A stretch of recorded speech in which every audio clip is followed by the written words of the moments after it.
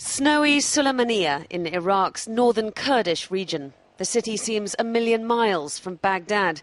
And it is. Iraqi Kurdistan is stable, self-ruling and economically vibrant. At Sulaymaniyah's recently established American university, the first generation of MBA students are graduating. Many of them say they want to put their skills to work building up private enterprise in Iraq. This is a big responsibility for all of us. To stay in Iraq, to get educated and to give our share back to the community and back to the country.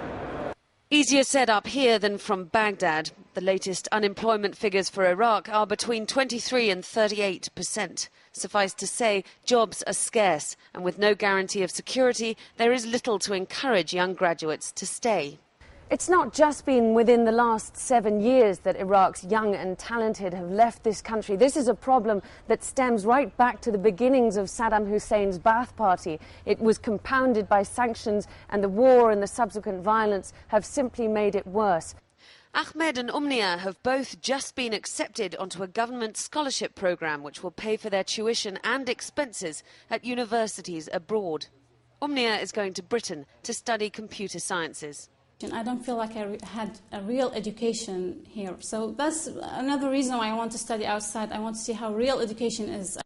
5,000 students applied. 500 made it through at a cost to the government of $50 million. The government plans in future to provide scholarships for 5 years study abroad for 10,000 students. When I introduced this proposal to the Prime Minister, this is the first question he asked me. How can you guarantee that those students will come back? And I said, really, I cannot guarantee you.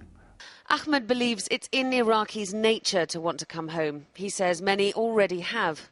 Iraqis are not like maybe foreign countries. They are Arabs by nature and they are Muslims. So a lot of them, they have these connections among their families, the strong connections. So they don't leave for good.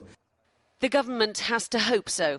There's not just a lot of money riding on this project. These young faces are Iraq's future, the human capital it needs to repair decades of trauma.